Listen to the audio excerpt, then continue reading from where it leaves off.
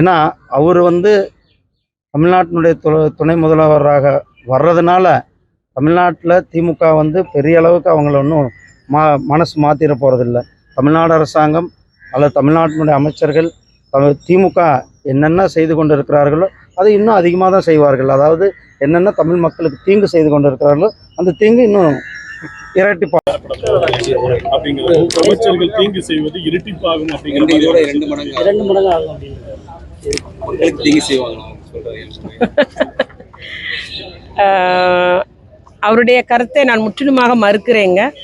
வாய்க்கு வந்ததெல்லாம் மாண்புமிகு அமைச்சர் அவர்கள், முருகன் அவர்கள் இப்படி பேசக்கூடாது.